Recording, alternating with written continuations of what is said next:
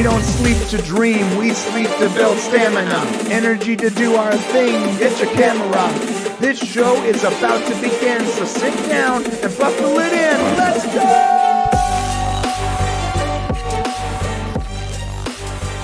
What's happening, everybody? Welcome to the Monday show at 10 a.m. My name is Brian. I'm joined by my amazing brother, Shane. Today we are talking about the Golden Globes, specifically Joe Coy and his many troubles. We're also talking about Deadpool crashing the party. I thought it was pretty funny. Superman Legacy News is in the mix. So Superman Watch 2024 is back on, baby. And our Weekly Weird today is going to be absolutely hilarious, so you do not want to miss that. Shane, how you doing today, brother? I do want to point out that we will also have something about vaginas on the show today. So just wanted to make sure that was out there. Hey, everybody, how you doing? Happy Monday. I didn't get the reaction I wanted to. But I don't know what you're talking about. That's weird. You didn't tell me about vaginas. So. I know. Well, here's the thing. You didn't tell me what we were covering today, last night. You put it out, but you didn't tell me. And so when I found out this morning what we were covering, and I went, oh, that's right. The stupid award show was on last night. Yeah. Okay. Well, that's good. Well, I went and looked into it a little bit, and the key word today will be vaginas. So I guess I should have had a picture of a vagina there, so to illustrate your point. I mean, we should all know what one looks like. Let me just throw that up real quick. I'm kidding. Listen, that's a little too far. Okay? It's gonna be a great show. Just to remind everyone, if you want to support us, look at the top left. That is the stream hero right now. It says Pop Culture Unleashed. But as super chats come on in, that health will be knocked down, and whoever is the last person to knock it off will become the stream hero. When we pass $40 in super chats, whoever is the top of that list, whoever's at the top of that hill will get our mystery shirt for today's show, and it's a banger. I'm actually loving this shirt right now. I'm gonna be wearing it on Wednesday. Okay. Also, if you want to join the channel, it's pretty simple. Hit the join button down below. We are trying to increase our memberships. We figured if we can't get subscribers, then let's get members. So if you want to be a member, hit that join button below. If you want to give someone else a membership, cool. Hook us up. That said, Shane, how was your weekend, my friend? It was good. Well, no, it was actually a terrible weekend. My Dolphins lost really badly to the Bills, and we're not going to talk about football. We now, instead of winning everything, winning the division, being the second seed, having home field advantage for the first time in 30 years, we are now traveling to Kansas City to play in 3-degree temperature next Saturday. I'm just not happy about it. But other than that, it was a good weekend. It's funny. I was talking to my brother-in-law, who's a football guy, and I'm like, "Hey, the Dolphins are playing this weekend, right?" He's like, "Yeah." I'm like, "Man, I hope they win because Shane's gonna be such a pain in the ass on Monday if they don't." Yeah, I shut off the TV with about a minute left on the game last night. When we realized the game was over, I just kind of turned it off and walked out. And my wife's like, I'm not going to talk to him for a while. And I just was quietly by myself for a couple hours after that. Now I'm okay. Listen, football is a game, and we got to move on with our lives. Yeah. And talk about things. You know what's really not a game? Like award ceremonies. I'm trying to get this transition going. You're right. You know what's not a game? The Golden Globes. Yes, it is, bro. It's a total joke. It's a massive joke. It is a huge game. Everything about it's a joke. We got to start with the best part. And coincidentally, it's also the start of the Golden Globes, and that is the opening monologue. And you know what's funny, Shane, is that they got Joe Coy to do the opening monologue. Here's the deal. I know Joe Coy. I know this guy. I made his flyers for several of his shows years ago. I have his phone number in my phone still. I'm not sure if it still works. Back in the day, I'm sure he's blocked me by now. He's like, oh, that Brian guy, yeah. But back in the day, I was making flyers for a bunch of comedians, and one of them was Joe. And Brad Williams and a bunch of other people. Brad Williams, who also found a lot of success. So I'm surprised that Joe got the opening monologue. Like, he's not a known quantity. I mean, he's known, but he's not a known quantity. Right. He's coming up. He's coming up. Coming up. I'm just to be honest, I'm not a fan of Joe Coy, really. I've watched a couple of his specials. He's got a movie out. You know, he's just not really that funny. I don't know what it is. There's a lot of other Asian comedians that I think are much funnier, including the guy from who's the guy from, I don't remember his name, from Silicon Valley. What was that guy? Do you remember that Asian kid? Oh, yeah. I don't remember his name. It's something very ethnic. And then, of course, the guy from Community. Two hilarious Asian you're talking about Ken, whatever. Yeah. So what's interesting, though, is Joe, he's been working for a long time. He has, yeah. And this guy, he got one of his big breaks actually working with Adam Carolla. And if you don't know who Adam Carolla is, that's a bummer. Adam Carolla is a fun person to listen to, or at least he was. He's definitely like a spice, though. You watch him for a little bit, and then you got to turn him off. You can only take so much. But if you don't know who Adam Carolla is, I'll show you real quick. This is Adam Carolla. This guy, right? Remember that guy from the Man Show? He has a podcast called the Adam Carolla Show or Project or whatever. So years ago, Joe basically was guesting on Adam's show a lot. And I remember actually talking to him about, like, hey, I was a big fan of Adam Carolla at the time. How's Adam Carolla? You know, is he a nice guy? Is he funny? He goes, I remember him telling me, yeah, he's really funny. He's really down to earth. He's his personality on his show is pretty much his personality in real life. He just complains a lot, but it's not the kind of complaining that bothers you. It's more like the kind of complaining that makes you laugh. Now, what's funny is Donald Trump gets elected, and then all hell breaks loose in the culture war, and then COVID. And during COVID, Joe basically disowned Carolla, along with Jimmy, his buddy Jimmy Kimmel, and a bunch of other people who were great friends with Adam for years. And not only disowned him, but also called him a hack, and all the stuff that, like, Adam Carolla opened doors for this guy. Like, he gave him a platform, and that really jump-started Joe Coy's career. And so I'm going to be honest with you. When Joe Coy came out on the Golden Globes, I was a little stunned. First off, I know this guy. Secondly, why is he there? He doesn't seem to have the juice to be hosting an award show. But then again, who cares about the Golden Globes? I guess they don't even care. He checks a box, bro. That's the thing about Joe. That's what it is. He checks a box. He checks. That's the only reason he has a Netflix special, for real. Right. You know, I mean, look at who gets all the Netflix specials now. I mean, listen. There's a lot of, there's a lot of multicultural, hilarious comedians.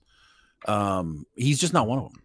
But no, and unfortunately, he showed it in spades here. Now, to be fair, my interactions with him personally were fine. He wasn't a bad guy or whatever. He's a good guy, yeah, he's a nice guy. Filipino. He's got some funny Filipino stories. About his parents and stuff. I mean, there's some things that are humorous, and actually one or two of the jokes he told were sort of funny. But the problem is he started blaming. I mean, this is the cold breakdown. He was not prepared to bomb this hard on the stage. Right. When you start blaming your writers, throwing your writers onto the bus. And that was great. Yeah. Wow, dude, that's wrong. So he comes out, and I'll play it for you guys. He comes out. Kevin Costner's never here. He comes out and he says, I only had 10 days to prepare for this. He had 18, but yeah. And I've only ever seen, one show. And so I had to binge watch shows. And then he goes on to say that I wrote some of these jokes, but other people also wrote some of these jokes. But he didn't say that until he started to bomb. Right. So, yeah. So he was, at first he's like, yeah, and the ones I wrote are the ones you're laughing at. Now, I know he thinks that's funny, but let me tell you, the writers and the same writers who wrote for him also wrote for the presenters. And guess what? The presenters were funnier than Joe Coy was. Right. So. Right. That's true. There's this moment, and I'm going to scan through here so you can see it, where he's like, everyone in the crowd, even these stuffy celebrities whose job is to act entertained are having a difficult time acting entertained. And there's this moment where Kevin Costner literally goes like this. Well, you got to show the Taylor Swift one too. Oh yeah. Oh, she was not happy. So he's talking about Oppenheimer, and this is actually funny when he's like, Oppenheimer was, 7 hours long or something. He's like, I watched Oppenheimer episode 1. I'm still getting through the rest of it. Well, you tell you what, they get even because the headline for today is Joe Coy bombed harder than Oppenheimer. So it's back on him. And it goes to the director's face, and he's like, "Oh God, this guy. Who is this person again?" He's like, "I know he's a stand-upper." You lost me in the back. Yeah, I got you. Yeah, so that was yeah, he had some pretty. I mean, he had a couple of funny ones. I thought the stuff he did to Robert De Niro, I thought was pretty hilarious. Oppenheimer answered a lifelong question that's been on my mind for years. Yes, scientists do get laid. When he goes, Oppenheimer answered a question I've been on my mind for years. Yes, scientists do get laid. And the room's that was funny. But that was funny. That was actually funny. It was funny, but no one laughed. Well, because he didn't set up the stage properly. Like, he came out there and he was cold. It just didn't, and I understand he didn't have a lot of time to prepare, but honestly, I mean, if you've watched his stand-ups, it takes a while for you to start liking the guy in his routine. Right. It takes a while to get warmed up. He's got to set up his personal life. He walks you through his family. He makes you understand the characters involved. He's not funny without the Filipino stuff. And what's funny is he does get his mom in there, and so he manages to get the whole. But he just didn't have a good joke, that kind of capitalized on. He did the voice a little bit where he kind of mocked his heritage. But it just wasn't enough, I don't think. And the stars didn't react well to him. No. And it's kind of hard to follow up on like Ricky Gervais and the kind of the stuff he's done. Like, how do you roast as well as he has? It's just tough, I think. Well, I don't think he even really tried to roast, in my opinion. A little bit. He did Robert De Niro. Like, here's the Barbie bit. Just something about your eyes, Ryan. Plastic. I don't want you this is where he starts teasing on the ropes here, bro. Yeah. But it was kind of see that look on that girl's face. She's like, ooh. All right, so this is watch this, guys. This is where he talks about Barbie, and it falls flat. Plastic doll. I'm a creep, but it was kind of weird being attracted to a plastic doll. Just something about your eyes, Ryan.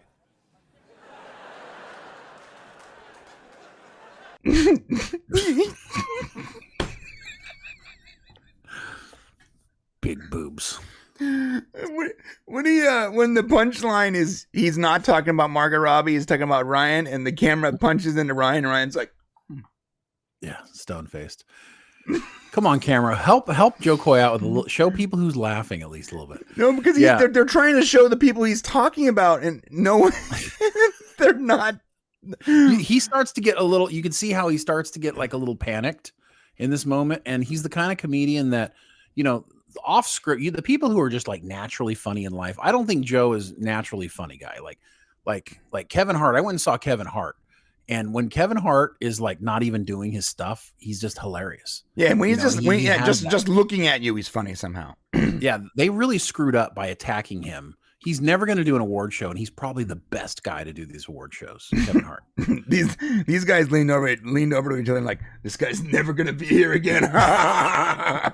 We're watching something epic, the epic bomb. We're watching people fail. Well, I think Jim's if you go back a second, I think he's a comedian. Isn't he Jim Gaffigan? Yeah, he is. He's like going, oh yeah, baby. See that Netflix special you got because you're Filipino? Yeah. Uh-huh. Give me another. Yeah.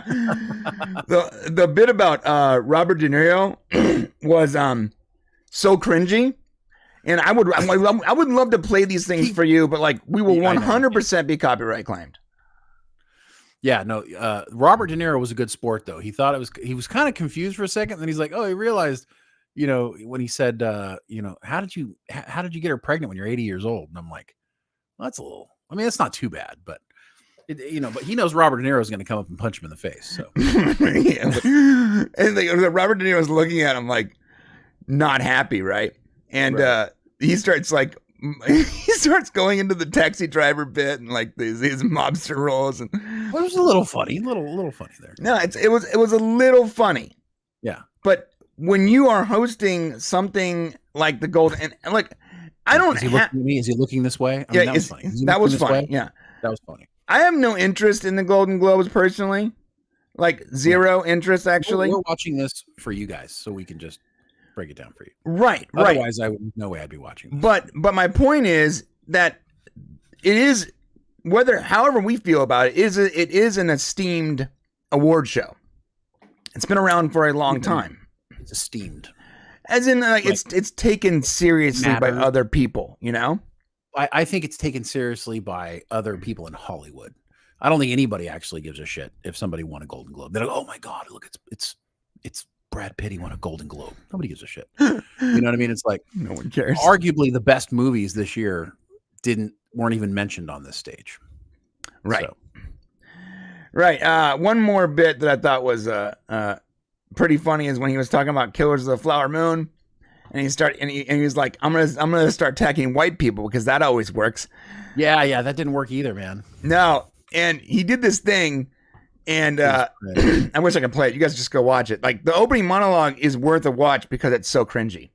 It's uncomfortable to watch. Like you're like, Right. "Ooh." It's almost like it feels a little bit like the Office humor, but not as talented. I like The Office. And so he does this thing where he's like, I found out after watching Killers of the Flower Moon, I found out, white people stole everything. Like they stole everything. He didn't say white people. He said white people, but then he said you people. So he starts like attacking people. He goes, "Yeah, most of the faces in here are white," and of course, And he goes, not like 98% of something, like 100% of something. Right. They even stole the premise of the movie. Right. And the camera goes to the director. I'm forgetting his name all of a sudden. Oh, Martin Scorsese. He goes to Martin, and he's like this. Well, and he didn't do his research. Joe didn't. No. Joe didn't do his research because Martin was very worried about it being a white-centered narrative. So he worked really hard for it not to be a white-centered narrative. And he said, basically, Joe Coy says, like, "Oh, you took the white people's perspective."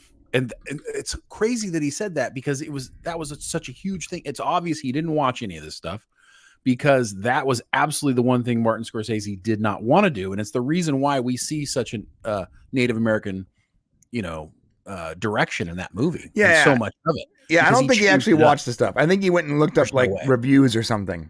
There's no way he watched it. There's no way he researched it because he just totally offended Martin Scorsese, like big time. Not like funnily, like seriously offended him. Yeah. The one thing he might have watched was this show I didn't watch, Saltburn, I believe. Saltburn, yeah. Where apparently this actor right here, this kid, because he looks like a kid to me, it looks like a 15-year-old. He as soon as he said his name, if you notice, when they said, "Where's such and such sitting?" the dude ducked down. Right. Like, He's like, he seriously, the camera panned and he ducked down. he's like, and like, most The camera's stars, like, "Oh, following." I'm on camera," right? And he's like, "Please don't point me out, dude. This is not going well." apparently in the show, that kid gets naked and he must have a large unit, male unit, because large and hairless, according to Joe. Because he goes, "I see you're sitting up there. Where's your penis sitting? Somewhere up here?" Yeah. That was sort of funny, but it was also like, it was kind of like trying to make up for shit. You know what I mean? It's like, right. If I can't make them laugh this way, I'm just gonna go hardcore. And I don't know. Yeah. All right. So that's enough of Joe. You guys, I'll put the monologue in the link in the description if you guys want to watch it. It is definitely worth a watch because it's so damn cringy. And I just find it personally hilarious because I know this guy. And that's watching someone who is professionally not been very kind to people just totally bomb, there's like a little bit of satisfaction in it. You know what I mean? Yeah. Just a little bit. When I saw it, I'm like, "Oh, Joe Coy's doing it." I'm just kind of like, because I don't really enjoy his stuff, but that's to each their own. Yeah. I sent you a link that you might want to check out there. I know we're going to talk more about the winners, but I did promise vagina, and we're going to do it.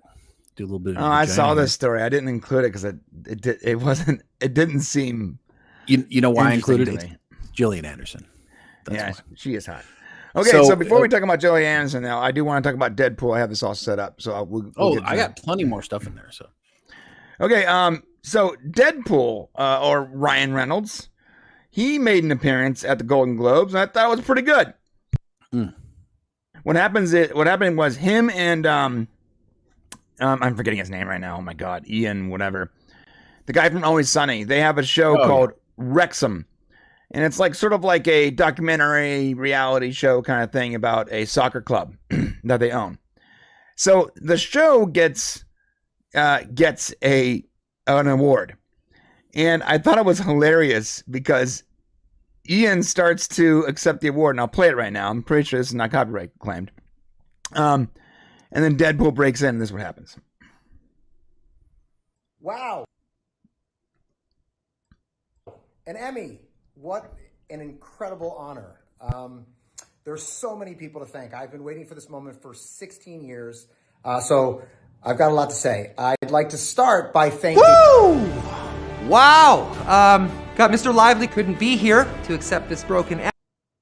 So first off, he says, Mr. Lively. Lively, yeah. I saw that. Ryan Reynolds is married to Blake Lively, so he's literally making fun of himself.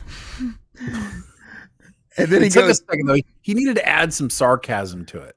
You know, like the only thing, it was like almost too serious. Should have been like Mr. Lively. You know, he should have given it like the...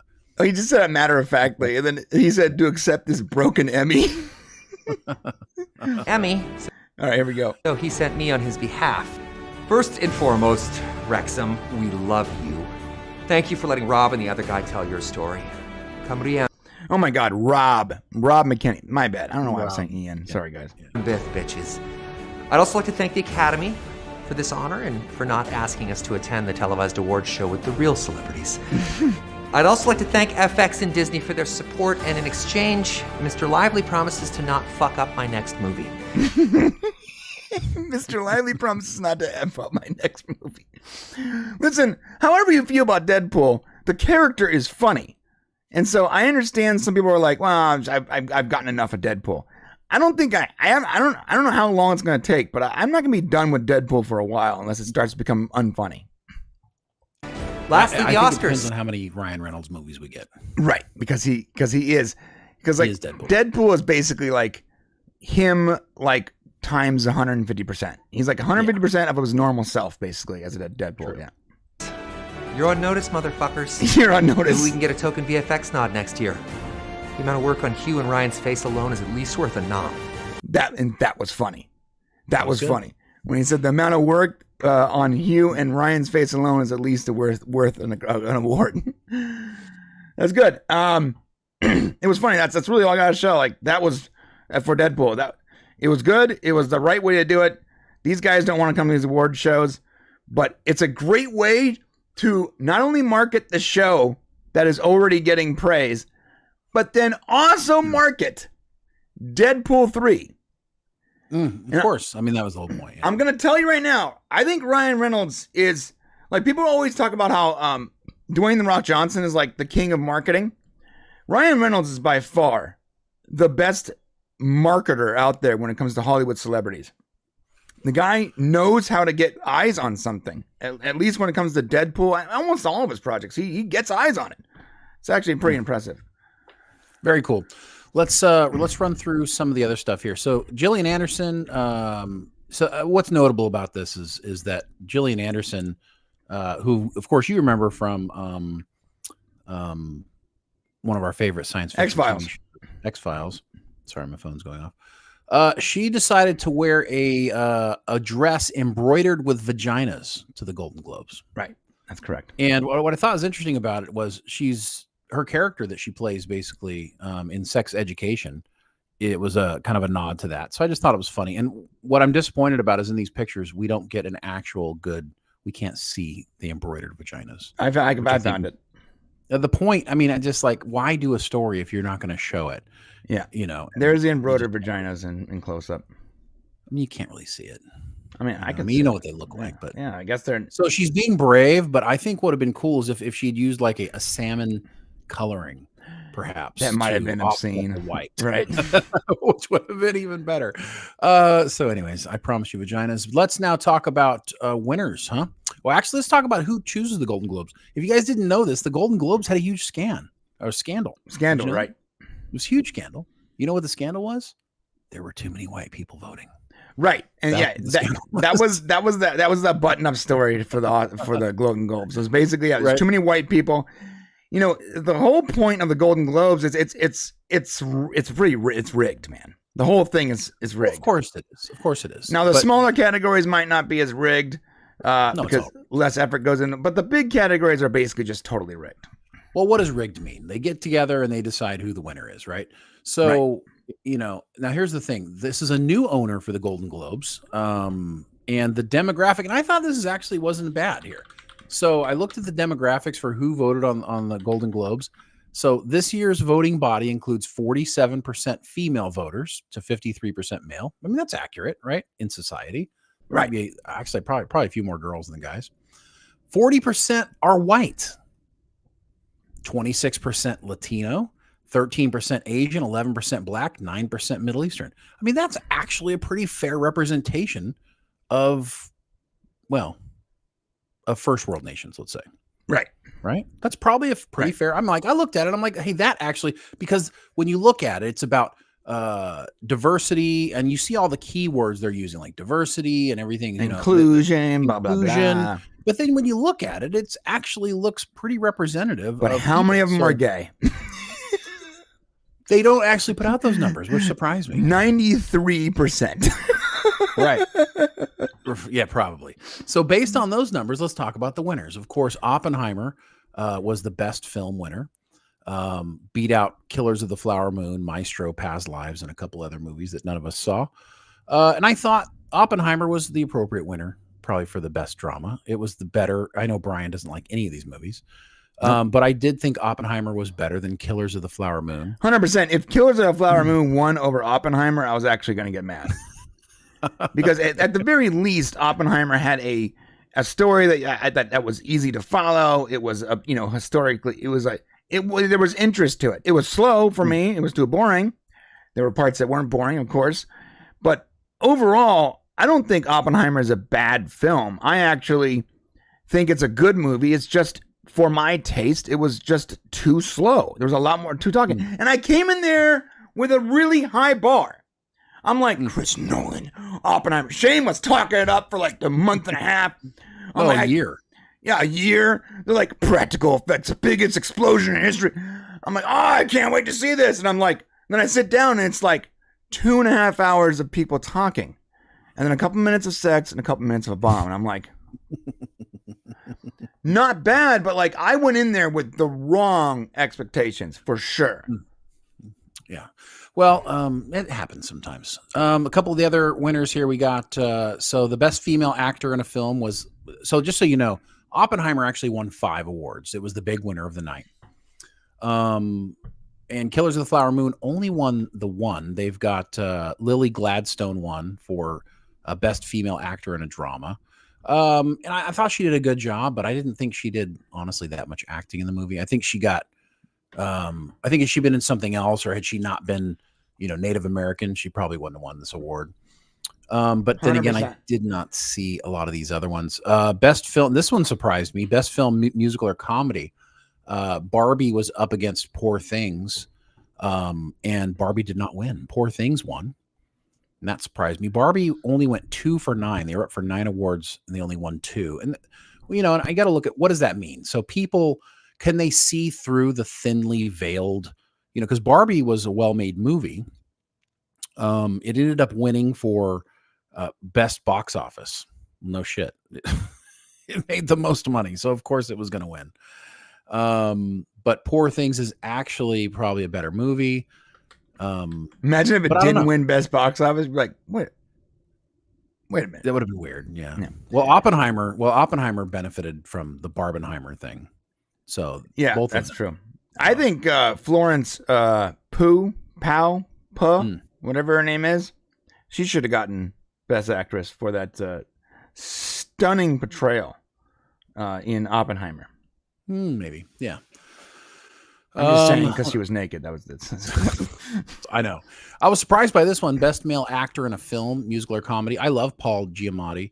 I have not seen The Holdovers. It's one of the few movies this year I didn't get a chance to see, and it's on my list. It's actually on Peacock now. If you have it's there to watch if you have if you're paying for the service, so you can watch it. He won. He's a great actor, and I really love him. But I was a little surprised he won over both Joaquin Phoenix and Beau is Afraid. Timothy Chalamet and Wonka, and Nicolas Cage in Dream Scenario. A little bit surprised there. Yeah, but he's a award favorite. So I don't really follow the TV series, but of course Succession just kicked the crap out of everybody else, and that was good. Lastly, about the Golden Globes is they invented a category for Taylor Swift, and somehow she still lost it. I thought that was interesting. A lot of Swifties are very upset, saying the Golden Globes are rigged. And there's no way that she could have won that over Barbie. There's no way. Yeah, they invented a category Barbie made more money than hers. There's no way. I mean, she did well at 139 million. Obviously, her fans lead the way, but there's no way she was going to beat Barbie. Dude. No, they weren't. Okay, guys, so we are moving on. What's next, Shane? Well, I'll tell you what's next.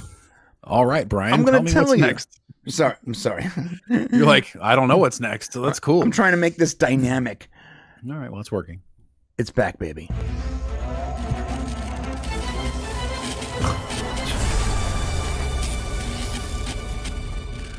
Yes, Superman Watch 2024. Now I know why you didn't tell me. All right. So interesting. We got some great DC news here today, and it's pretty freaking funny because James Gunn came out and said Superman Legacy will only use practical effects. What the fuck's he doing, man? What's going on here? And Oppenheimer wins, and now that's it. This is how it goes. So this is what he said. It was a response to someone. Is Legacy going to have practical effects with VFX or mostly just VFX? And he goes, Legacy is only practical effects. I mean, that's cool. The first the first Superman movies were practical effects, obviously. So, well, it's great though. Like some of the comments and memes coming from this, like this is my favorite one.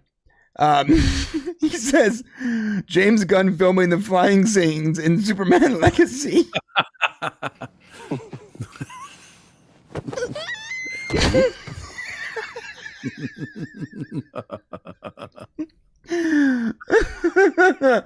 We didn't get a line on him. I'm sorry. So, some of the comments were like, okay, so Corn and Sweat can fly? Come on, guys.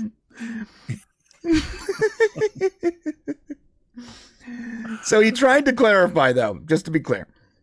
Gunn tried to clarify, and this is a quote unquote, or quote, oh, sorry, misunderstood the question.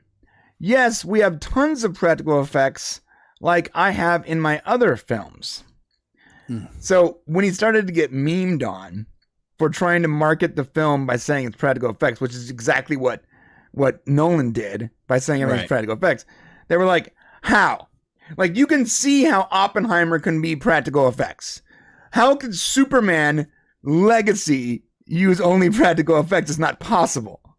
See, this is his problem. James Gunn, he's so close to being perfect. What you do in these situations is you embrace the insanity. As soon as you should have been posting your own memes about it. He should have been posting like, some guy running next to a train or some crazy bullshit. He should have been posting that. He needs to get some tips from Ryan Reynolds, because Ryan Reynolds would have answered that with leaned into all practical effects and then shown like someone on a string dangling on a string or something. Yeah, it would have been, people would have not known where to go with it. It would have been marketing. First off, he's taking everything too seriously. Yep. Secondly, he's actually offering up too much information. He needs to slow down. That's true. But he is under tremendous pressure. And I understand that. He's got an entire, platform. He's basically, he's the guy in charge of everything. Right, and David Ayer actually said that too, and that's a perfect transition. David Ayer recently completely divorced himself of DC. He said, "No, by the way, just in case you don't know who David Ayer is. David Ayer is the guy who created Suicide Squad, but there's an asterisk on that, right, Shane? It's a terrible movie. Yeah. Right. And I'm not talking about. He didn't get his cut, though, man. He didn't get his cut. Because he didn't get his cut, we didn't get the great movie. Listen, I'm telling you right now, there is no Zack Snyder-ish. I'm sorry, in that movie. I don't give a fuck what David Ayer, how he cuts it. There is no. No, I think there's a David Ayer. No, I think there's a better cut because there is a better cut, but there's no great cut. Yeah, there's. I don't think there's a 4-hour. Yeah, there's no 4-hour Snyder cut version of how. And who wants to watch a 4-hour version of the Suicide Squad? Nobody. So he's Suicide Squad, not the Suicide Squad, right. Which really is irritating. The worst thing you could do is like the same studio hire a different director to make a movie where the only difference in the title is the. It's very that's frustrating. How you erase the first one because right. The goes in front of it, right? So what happened was David Ayer created that movie, and he had a different vision. Halfway through, or when it got to the editing, the studio didn't want to use his version of it. They cut out a ton of the Joker stuff. They cut out almost all the Batman stuff. They even changed the story, and they hired the studio that made the trailers to then edit the final film. Which, I mean, I kind of get why you do that. Like, it's the best trailer probably ever made. It's one of the greatest trailers I've seen in a long time, yeah. So, when you're already all fucked up, I mean, why not just do the most fucked up thing? Right. You know what I mean? Like, the studio's already a shit show. So. Hey, we don't really know what's going on. David Ayer won't return our calls because we cut half of his movie out. He's pissed and rightfully so. You guys made the trailer. It got 100 million views. You want to just edit the film? Yeah. Okay. Yeah. Do more like that. Let's get an hour and a half of that. Right. Yeah, right. So it's interesting though. David Ayer did go. He's completely leaving DC. He's tired of comic movies. He's not going to do any more comic. He's no more superhero shit. He said. Yeah. He's been campaigning for this David Ayer cut, the Ayer cut, for a long time, and redemption, of course, yeah. And he's not getting anywhere. He figured, why if Snyder got a cut, why can't I get a cut? And Snyder's kid died. That's why. Well, there was a ton of things. It's not just that. It was also COVID. That was like That was the perfect scenario for Snyder to be able to do his thing. Yeah, he was willing to do it too. Yeah, that was like a fight. That was like a 3% chance of happening. But he did say that James Gunn, he loves James Gunn, and James Gunn is under an extreme amount of pressure.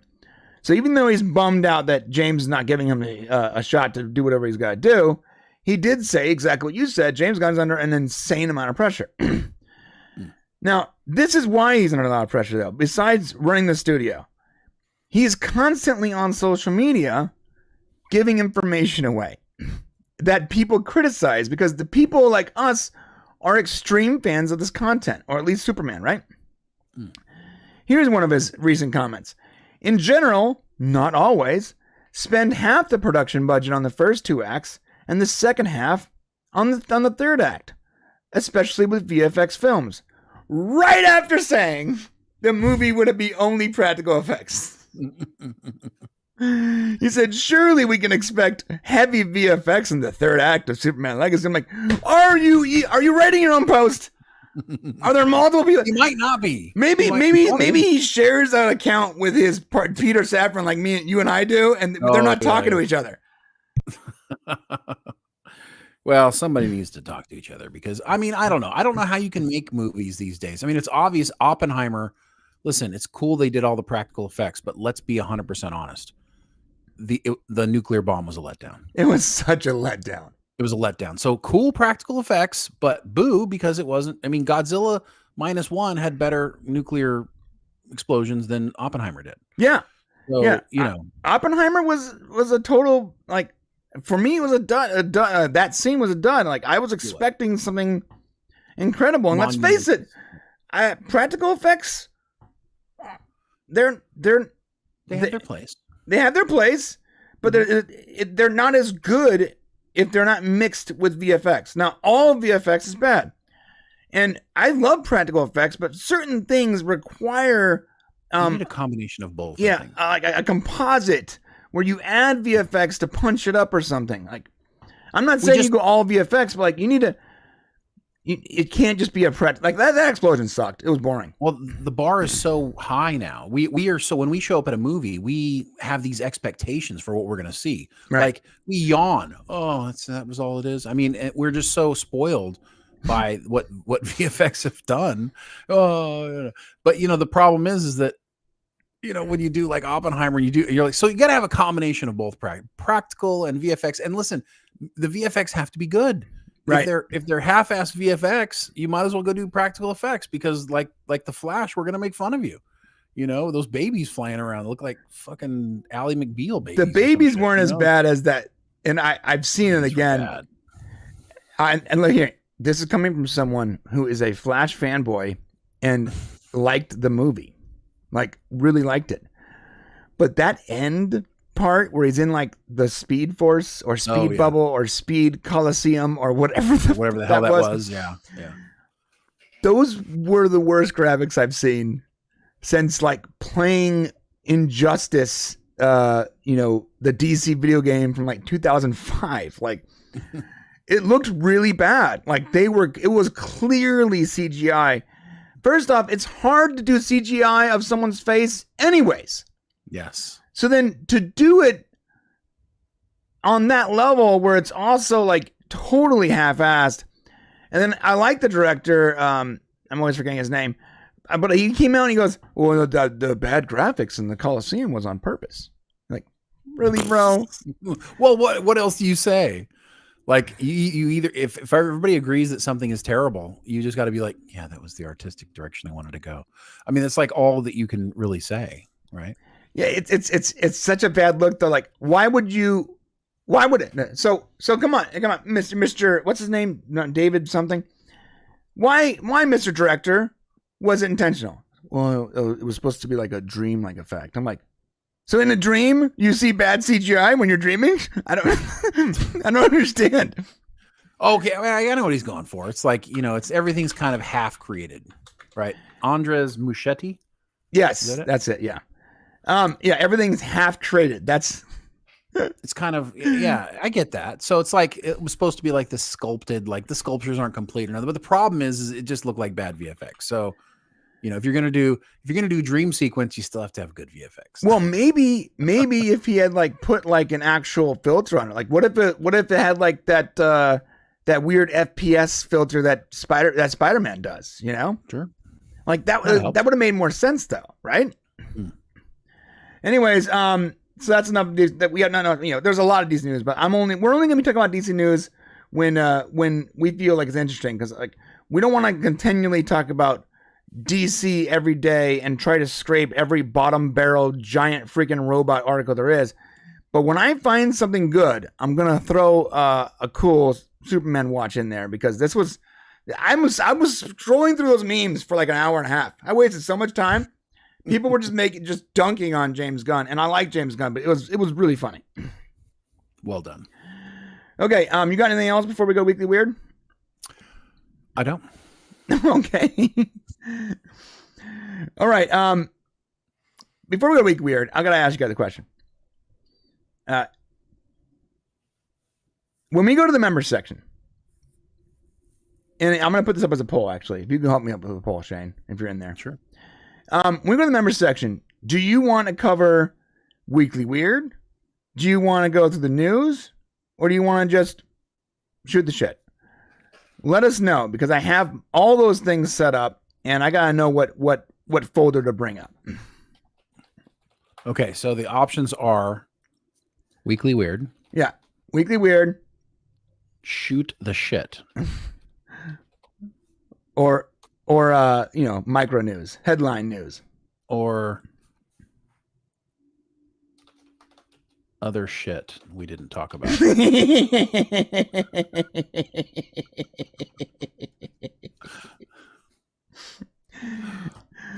Or other shit. more weekly weird. Okay. All right. Here we go. Here we go. Okay. Starting the poll now. Oh, you know what? This is one more thing too. I'm sorry, I almost forgot about this. I already did it. I already did the poll. No, that's fine. Leave the poll up there. I'm talking about this is a completely separate thing. I forgot for the Golden Globes because we started talking about vaginas. That was I totally derailed. Sorry. It's okay. This is actually pretty important because it's on the thumb, and I thought it was interesting enough to a lot of people. There was a Suits reunion. If you ever know what Suits is a show about a bunch of lawyers. One of the lawyers is not actually a lawyer. He's a con man with an eidetic memory, and he gets a shot at being a lawyer, right? So the show was extremely popular. And while it was running on USA, it wasn't as popular. But when it ended, it became one of the most pirated shows of all time for a while. And what happened was Netflix saw that it was being pirated like crazy, and they basically bought the streaming rights. And when they did, it got massive numbers, huge resurgence. Everyone started watching Suits again, and people really loved it. In fact, it made so much money for Netflix, and it got so many subscribers that they're literally greenlighting a new a spinoff like Suits LA or whatever. And this is what Adam says. This is what he literally says, the guy who created it. I think it's in its early stages. It's a show in the Suits universe like Suits LA. Anyways, our fearless showrunner, Aaron Korsh, is working on it now. If I got the phone call, I'll be ready to suit up again. I love the show. I love the character. I love working with his people. This is the part that's funny. They ask him about Meghan Markle. You know everyone knows who Meghan Markle is, right? Married. She's like a half black girl that was on a game show. She was a Deal or No Deal. Yes, she was a suitcase girl. Yeah, you remember. Yes, I remember. She was also one of the main characters on Suits, and she's in line for the throne. oh, well, yeah, she's not in line for the throne at all. But yeah, she married a prince. Unless Harry starts killing people, so for real, it's not. He's got to kill a lot of people for her to become queen. Brother. Yeah. But she's also been made fun of mercilessly, horribly by a lot of comedians in South Park because she is insufferable. She cries all the time. Insufferable. She got a Netflix deal, her and Prince Harry, where she basically just complained about their privacy for an hour and a half on her Netflix special. Well, there was a joke. Joe Coy did a joke on it, actually. Yes. During the thing, he basically said that nothing's happening in their life, and by nothing I mean their Netflix special. Right. Which was funny. I wonder if we need an SNL skit with Harry just kind of by himself, like walking around going, what the hell did I get myself into? Why did I attach myself to this person? So because now he's all in, dude. He's drinking the Kool-Aid right along. Oh, yeah. He's like, you support your spouse. Like, he is all in. Yeah, he's trying to get her as many jobs as possible. There's actually a clip of him hitting up like Bob Iger, like, hey, you got any voiceover work from Reagan? So she was in Suits though, right? And when they asked her, then when they asked the main character of the show if any mention of Meghan Markle potentially returning to the spinoff, he says, "Sure, yeah, Mike and Rachel. Rachel's the character she plays. Probably in Seattle, and they got to come to LA and fix some stuff. Yeah, I don't see why not. There's a lot of reasons why not." So the thing about this that I find interesting is, first off, I really enjoyed Suits. Up until the 5th season. So the show is about masculine men doing masculine things, being in charge, being their best selves, working the system, and about strong feminine women who is in place of position, but also completely feminine, never trying to one up. Both the genders working together in their individual teams. It is a classic story. Now, after season 5, it becomes very much woke. It starts to diminish the main characters who are men, who are straight men, starts to diminish them. It starts to push them down. It starts to become a female-led series. The reason why Suits was canceled was because of poor viewership after the 5th season. Once it changed direction and started to follow the typical Hollywood trend, that is when it lost numbers and was eventually canceled. When people watch it on Netflix now, they binge the whole thing. They don't. It's hard to see that transition. But when you were watching it live and a year goes by and all of a sudden the main character, Harvey Specter, is totally cucked by like every single female in his office, when that happened, it was jarring, right? So I am all about a Suits spinoff with Harvey in Los Angeles running his own practice. That's great. If they look at the metadata and learn from their mistakes, because I don't think they are. I think it's going to go right back to being, the reason why it was bad, the reason why people stopped watching it in the first place. But that was also an additional interesting news from the Globes. Yeah, they're never going to learn, Brian.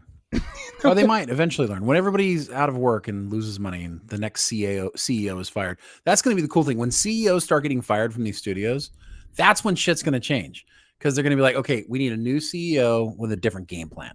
Right. And so, but these CEO, the problem is even if these studios fail, and this is what you understand, this is the problem when a CEO doesn't own a corporation. Right. Like Bob Iger doesn't own Disney. Like that feels like he does, right? Do you want to know who owns Disney? The shareholders. The public owns right. Disney.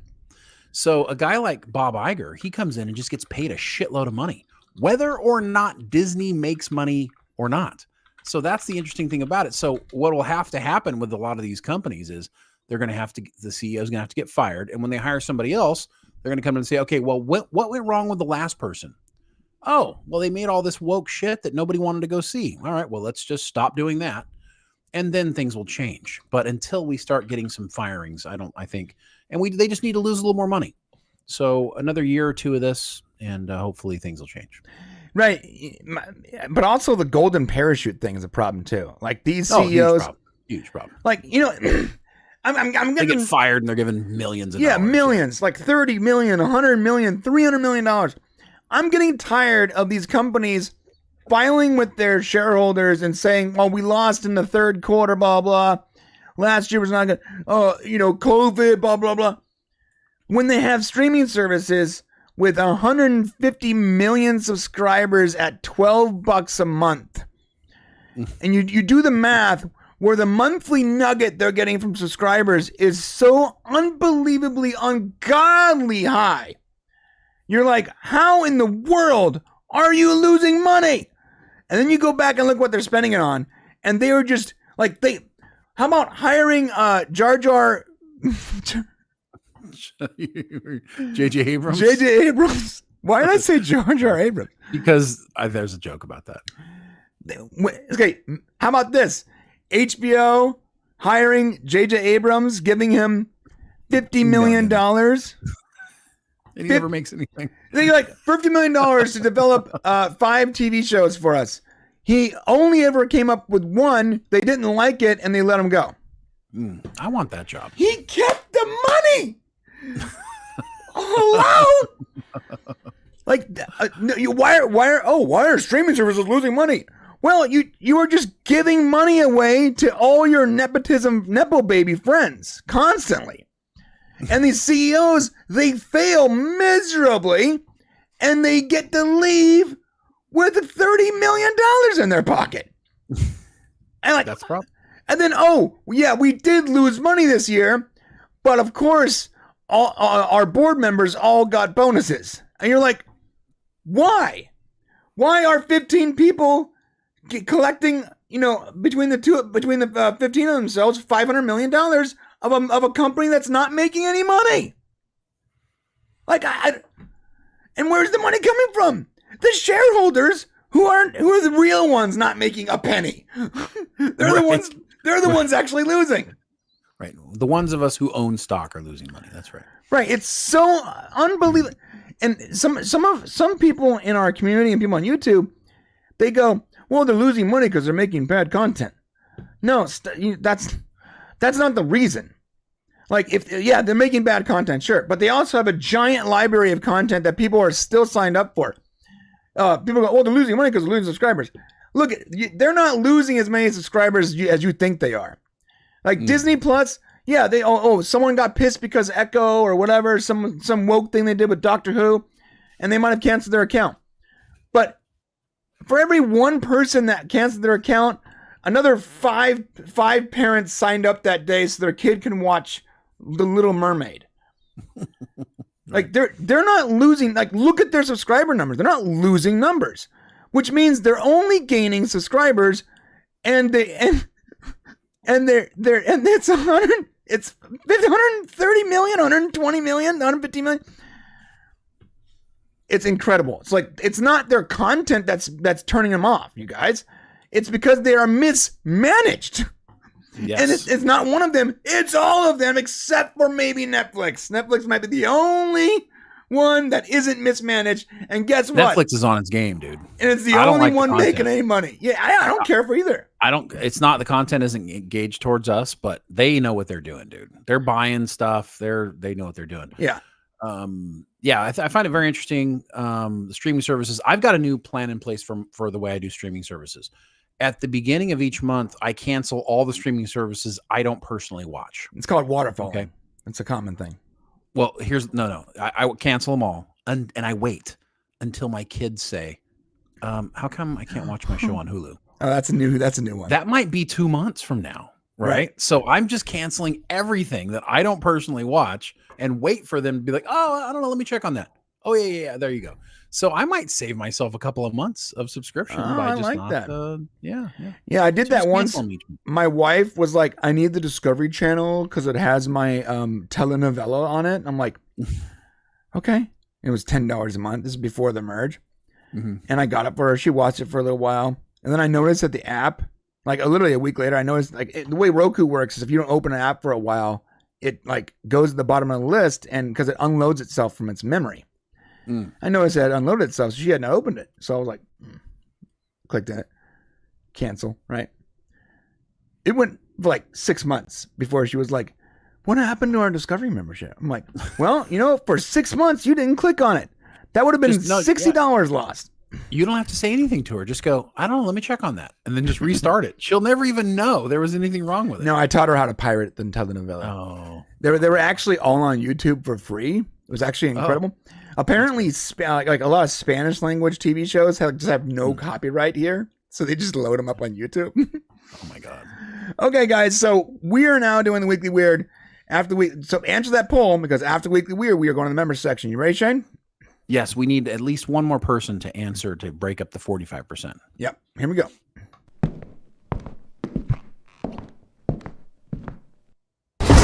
Get ready, you fucking weirdos. Okay, today is an interesting, hilarious video. Have you ever heard of someone named Eric Adams? I have. Eric Adams was...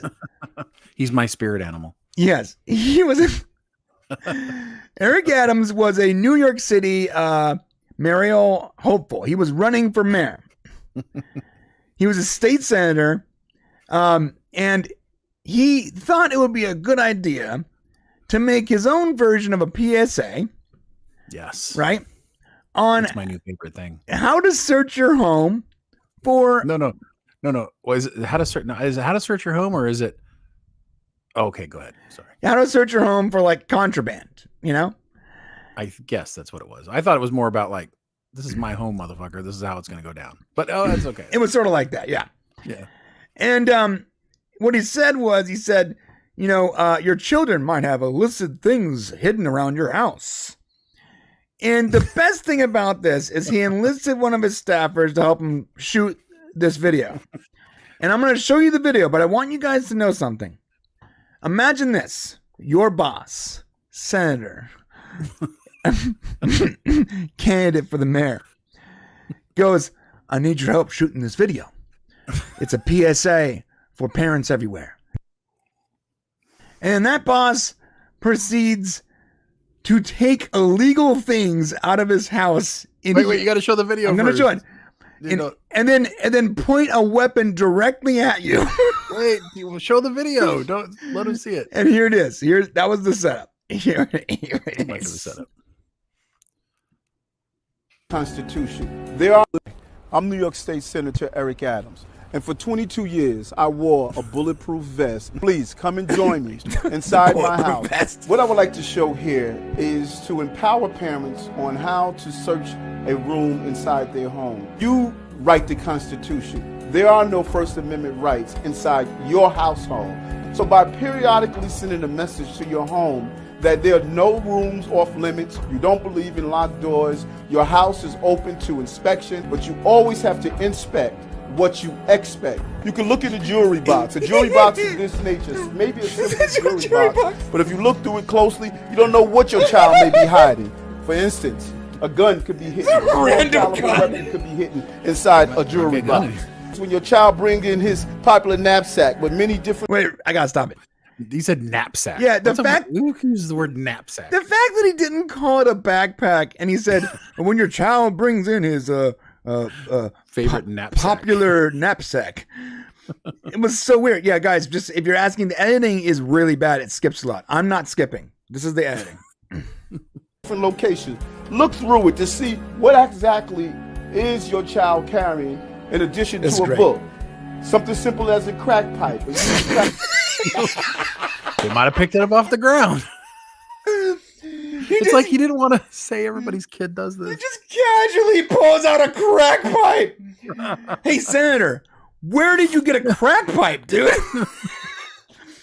He's a straight All this face. stuff's in his house. And the staffer is like, what the f- did I just get myself into? He's like, something as simple as, a crack pipe. I mean, he had me at the beginning with "There's no First Amendment inside your house."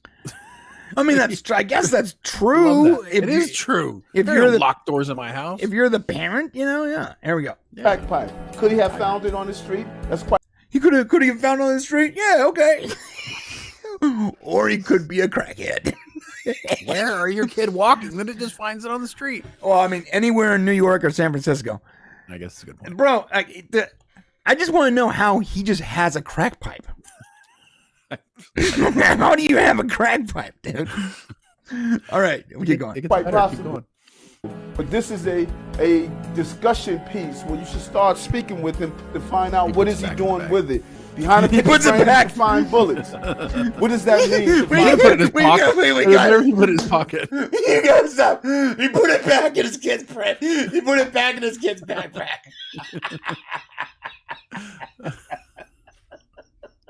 Knapsack. Get it right. Knapsack. And then he pulls a picture frame and finds bullets for some odd reason. Just Look at those loose bullets. spoilers. Could just be bullets laying around. Here we go. bullet. Doesn't mean your child is carrying a gun, no.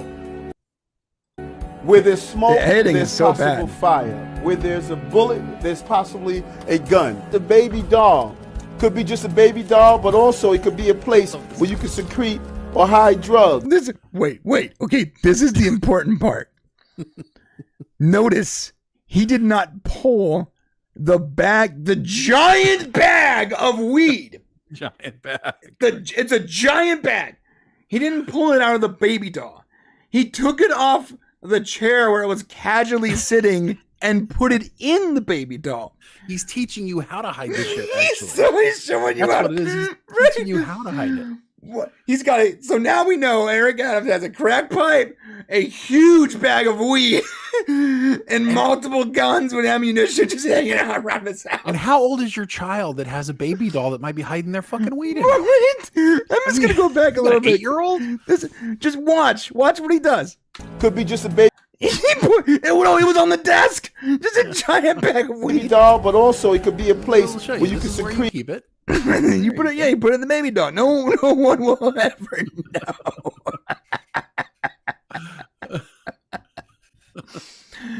Okay, here we go.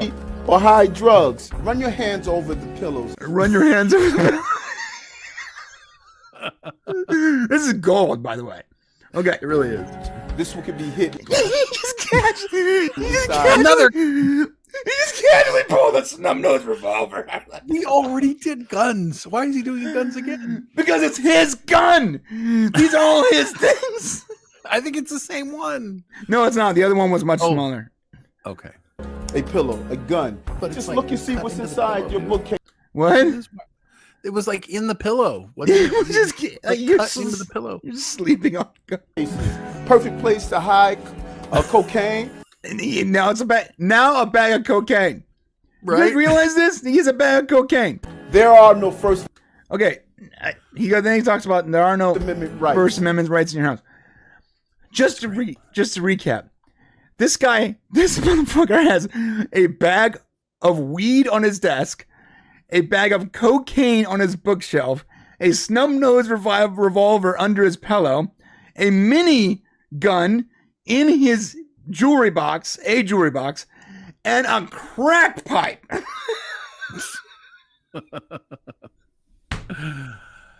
Great video, man. Oh God, I was just dying. And so just to expand on this real quick, the guy who edited it finally came out, and he's like, it was filmed by a guy named Matthew Kulvicki, and he worked as a production person for the New York State Senate.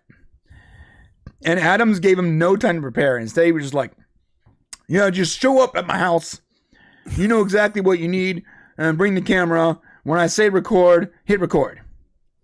So this guy shows up, and then he has no idea this is happening, by the way. And then proceeds to see all these illicit random substances have a gun pointed at him.